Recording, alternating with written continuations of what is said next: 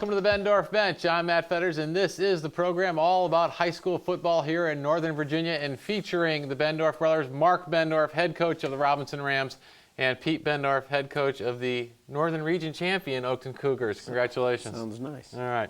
We'll get to all that about the Northern Region Championship game and a lot more, and take a look at the upcoming playoff games too.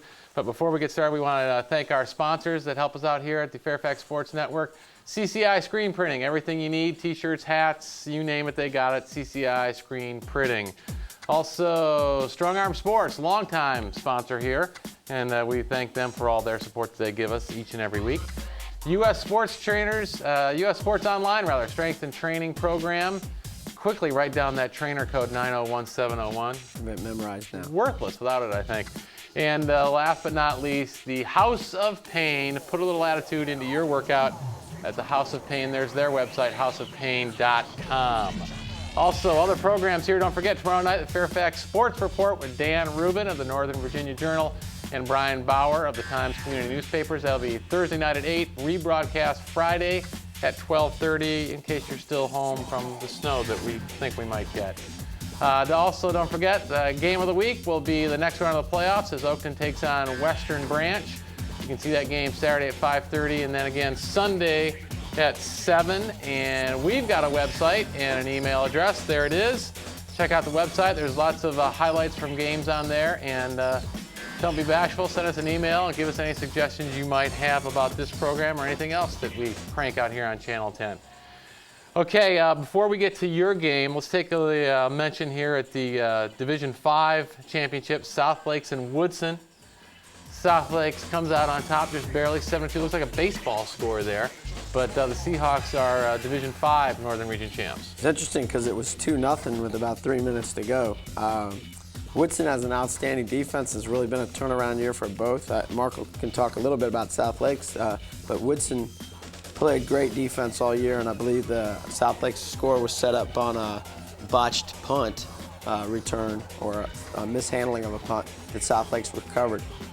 And we're able to score with about 3 minutes to go, and certainly that's a great win for South Lakes.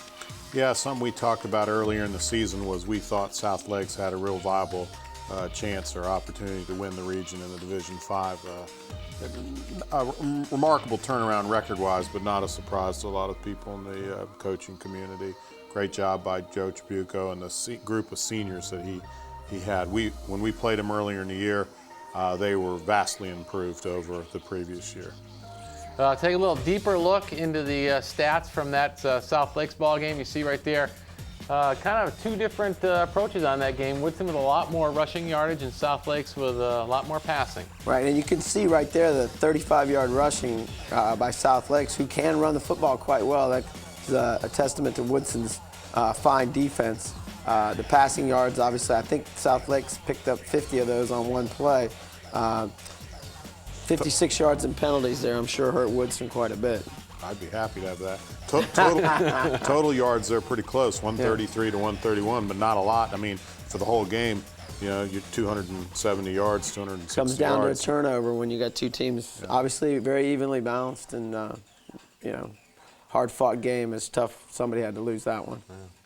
Another tough game that is tough somebody had to lose was the contest you guys squared off. Before we go to the highlights, let me just ask you, what were the mindsets of your coaching staff and your players? You're going into the Northern Region Championship game. What was the attitude? Well, from our end, you know, we really approached the game, you know, with this was a great opportunity. We had been close in a number of games early in the season that we lost, the Centerville game and the Westfields game, our first Westfields game. So we came in with a fair amount of confidence. We also had played Robinson early in the year in a scrimmage. So, you know, we had an idea of what we were facing.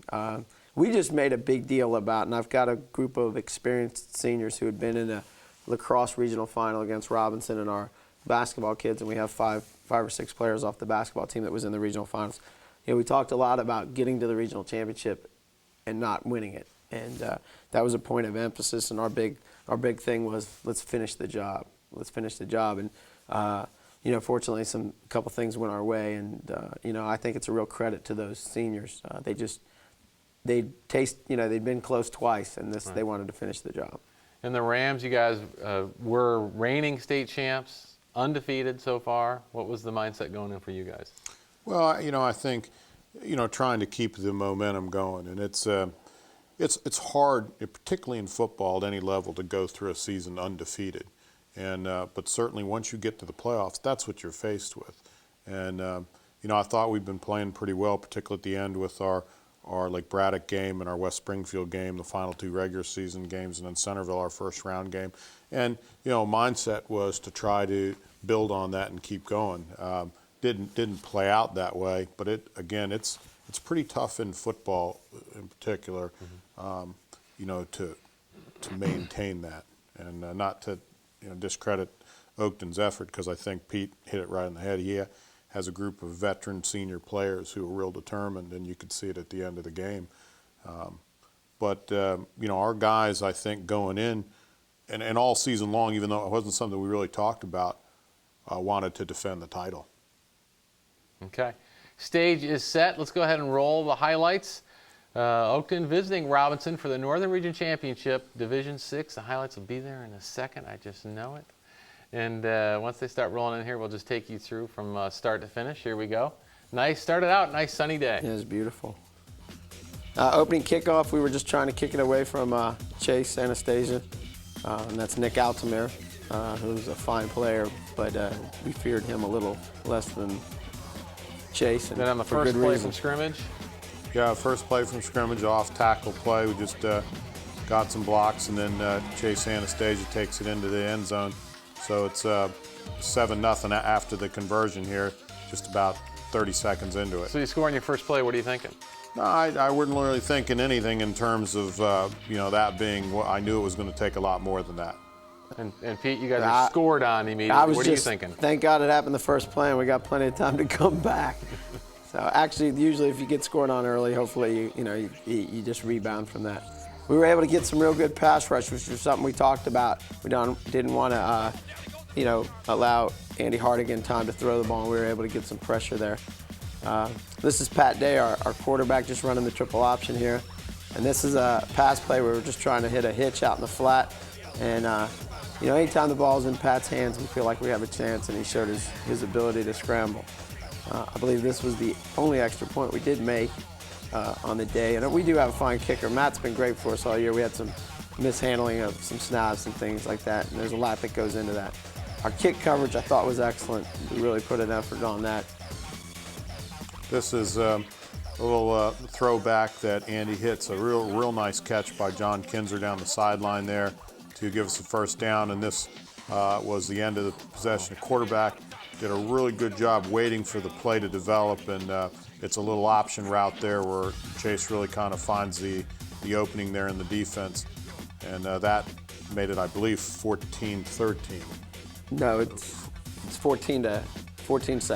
Okay, yeah, because your next touchdown is the triple option. Right, and that'll make it 14-13. Again, here's Pat, and this is just the veer, something he's made a living on. He's rushed for 1,150 yards this year, and you can see some of his quickness.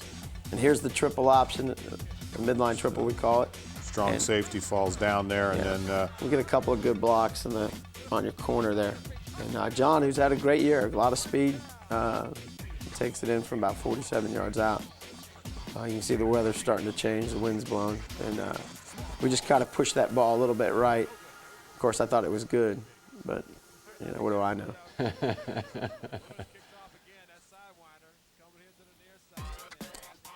Again, really just trying to blow up the wedge and make a tackle there, and did a pretty good job again. That's Brian Carr on the tackle.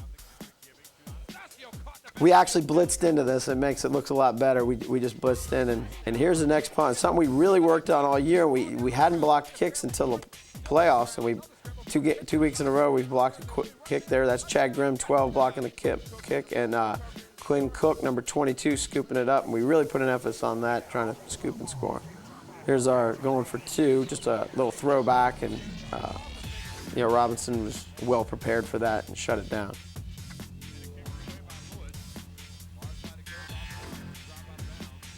Again, they had moved Chase to the other side, so we tried to kick it away from him. Of course, we kicked it out of bounds.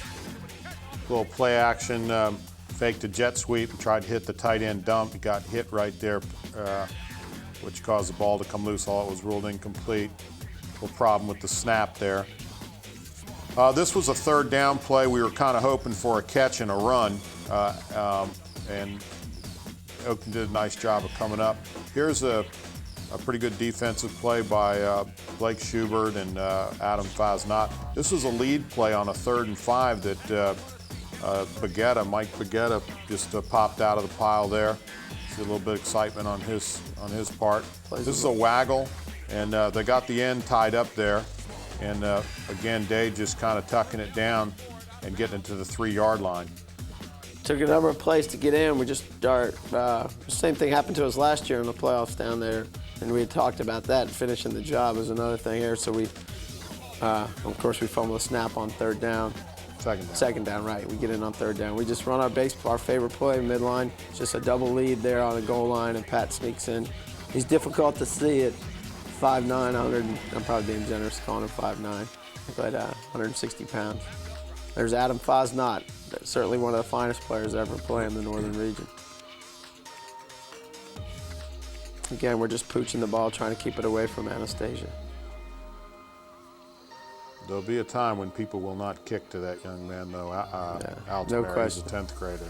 That's J.D. Morgan on a slant, and we felt like we had a chance to put the game away here, and just a wet ball, and Pat tried to pitch it out on a counter option, and we dropped it. We did come up and make a nice stand here. Brought both our outside linebackers, and both of them got in on a sack here. We were just trying to mix things up and give a little bit different look.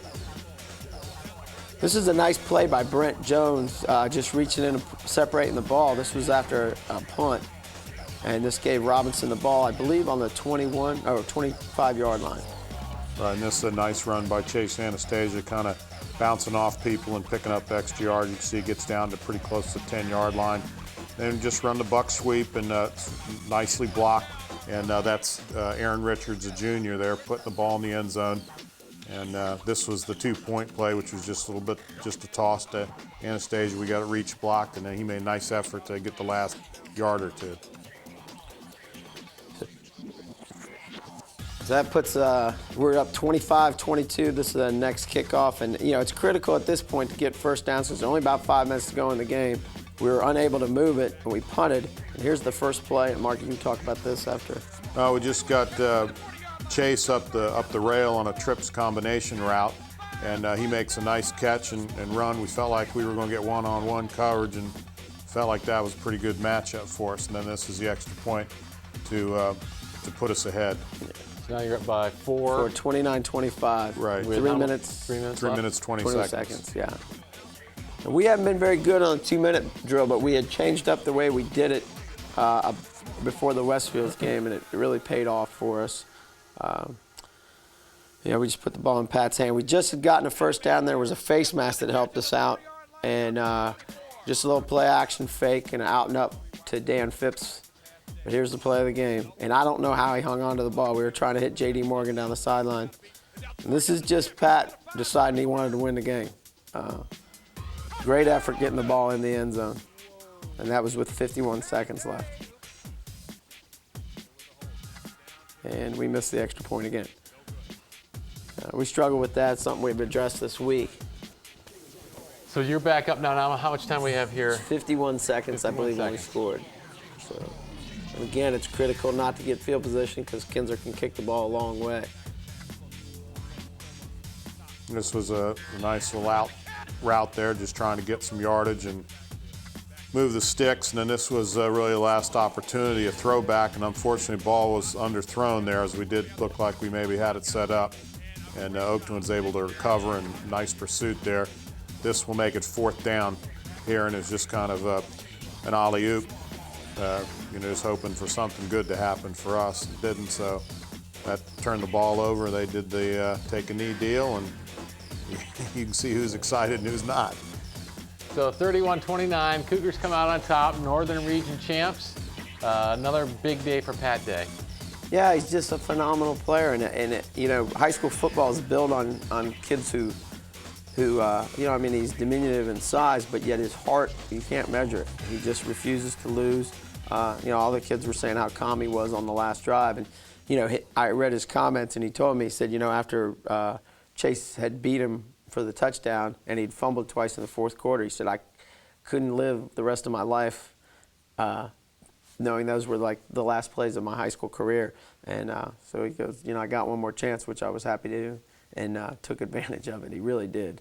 And it's a storybook ending for him, obviously. Yeah. Hopefully not over yet. Correct. You guys come out on the short end, but some good performances by your players. I thought we showed quite a bit of resolve there at the end because, in the third quarter things didn't look real well. We didn't look real good for us. We'd been inconsistent as far as moving the football, and defensively we've been bending a little bit. But I thought we made some plays there in the end to get back into the game and actually get the lead with a chance to win. We were kind of in control and kicked the ball deep. So. In some ways that made it harder to take, too, because you had it. We felt we had it, and we let it slip away. But I have to credit Oakton because they earned it in that they had to take it down there in a 2-minute drill situation and put it in. It wasn't a fluke play, a fumble that came out of somebody's hands and got scooped or something in the kicking game or a referee's call. It's interesting because the range of emotions you go through, and I think exactly what Mark was alluding to, how difficult it is to take.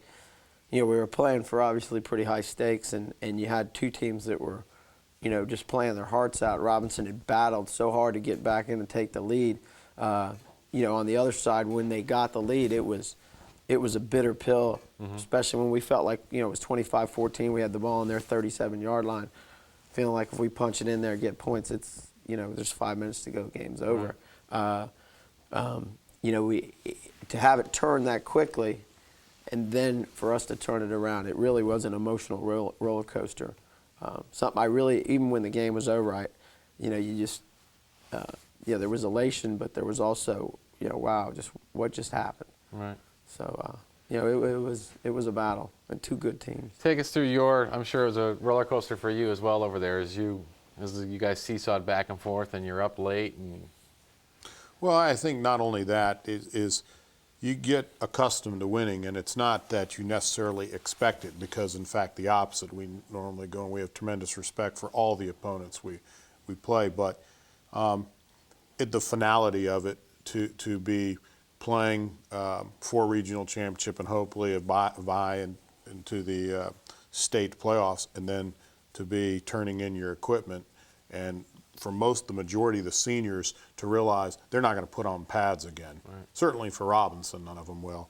Yeah. And for the coaching staff and the younger players, you're taking a year to get up to that almost the top of that mountain to stick the flag in. A big wind blows you off, and you're back down at the bottom of the mountain. You got to start walking back up, and all of those things kind of come into it.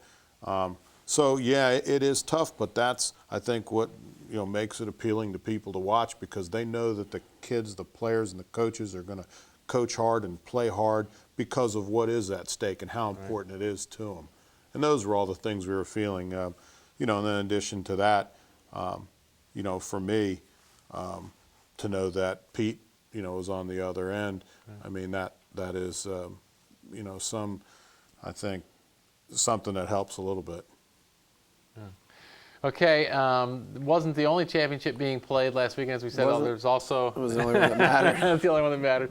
Also Division 5, but we got some other scores from the other regions up here we want you to take a look at, and you guys can throw your 2 cents out here. Hilton and Osborne Park, and Hilton on top. Yeah, 27-10, Hilton, 5th straight regional title. Osborne Park had gotten beat 49-0 by Hilton prior to the Snipers. So obviously Osborne, I believe they had a 10-0 lead. C.D. Hilton's got a great team again. Their quarterback, Jeff Overton, see that 18 carries, 124 yards. I believe he scored 3 touchdowns. They have Thomas Dale this week, which will be a rematch of last year's state semi. Okay, elsewhere in Division 5, a couple scores for you to look at. Stafford and Culpeper. Stafford on top there. Anybody? Yeah, I mean, two teams. Well, Culpeper's kind of a perennial team there in the Division 5 playoffs, and Stafford, great season to knock them out of it. And then down there below, you see Thomas Dale and L.C. Bird, who all along were the 2 of the top teams in the Richmond area there. Mark's real familiar with Dale. That was the team they beat for the regional our state championship last year, and Thomas Dale had a young team. Yeah, not a surprise to me that they're there. Their tailback, whose name escapes me, was a sophomore last year, had about 1,600 yards last year. And all of our coaching staff said, wow, they're going to be good again next year. And they lost some good senior linemen, but he had enough of nucleus back that I don't think it's a surprise to the people in Richmond that they came out of that region. All right. Okay, we got about 5-6 minutes left. But before we take a look at the games that are coming up this weekend, let's talk a little bit. One, we're supposed to get 2 to 8 inches of snow tonight. Anywhere in that range. And knowing here, we might not get any. But let's say we get dumped on. How does that affect your preparation, one, for the game, and two, since you're hosting this game at Oakton, how does it affect that? Well, and my kids all joke about this. I watch the weather like a hawk, and as soon as this season's over, I don't ever even look at it. But I had originally told them Saturday when we got back to school, I go, you guys have earned a day off. On Monday, we're going to watch film.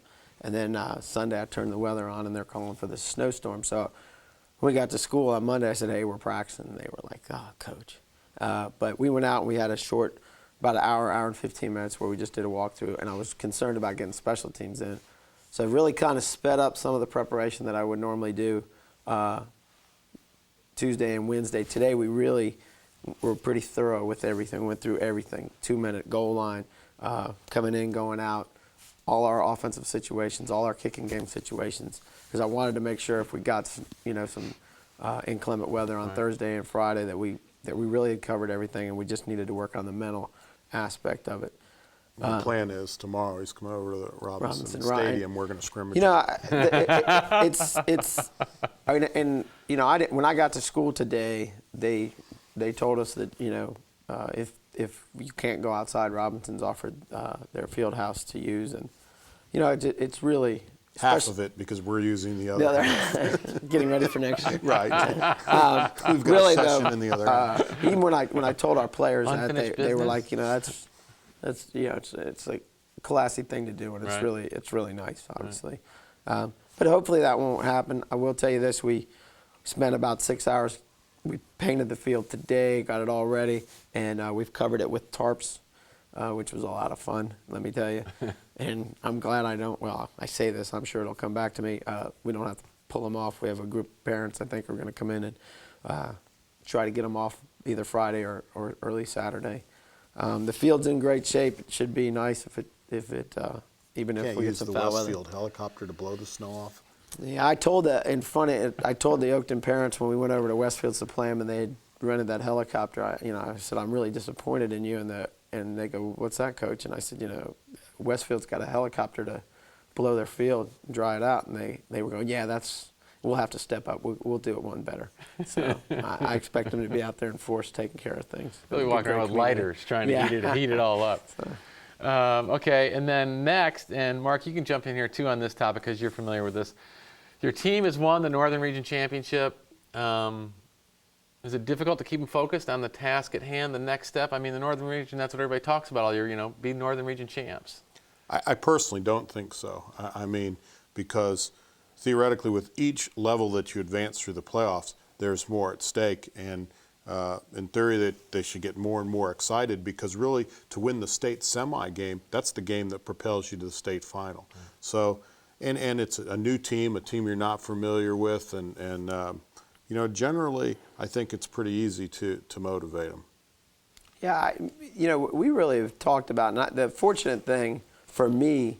When I was at Marshall High School, coaching at Marshall High School, we got to the state finals, and I had the opportunity the last couple of years to go down and watch Mark's team, and I really purposely, in hoping that we would be in this situation, watched closely what they did and how they handled things and how Mark approached things and his team, and I got a lot of insight there. And I think when you put it into terms with your players that you're one of 4 teams left, you're in the elite class now, and you also have an opportunity to put yourself in a very select company. So we've approached it in that terms, and we talked about the Robinson game, and it was a great win and all that, but there's plenty of time to celebrate that. Let's get refocused and get our task at hand, which is to play a great team in Western Branch. Okay, let's take a look at these games that are coming up this weekend as everybody tries to advance on to the state title game. South Lakes and Phoebus playing at Darling Stadium on Saturday. Yeah, that's they switched last year. The Division 5 semi was up here with Mount Vernon and Phoebus. So now South Lakes will go down and play Phoebus kind of in their backyard there. And Phoebus is a good team, similar to the team Western Branch that Pete is going to play. And hopefully we wish South Lakes the best of luck against the Phantoms, I believe they are. And they're defending state champs as well. Okay. Other Division 5 action is Stafford at Patrick Henry, down at Patrick Henry High School. Stafford, first time in the state playoffs, and Patrick Henry was in the state finals last year against Phoebus. They had an outstanding quarterback who I believe is a red shirt down at UVA. Patrick Henry, perennially a top program out of the central region.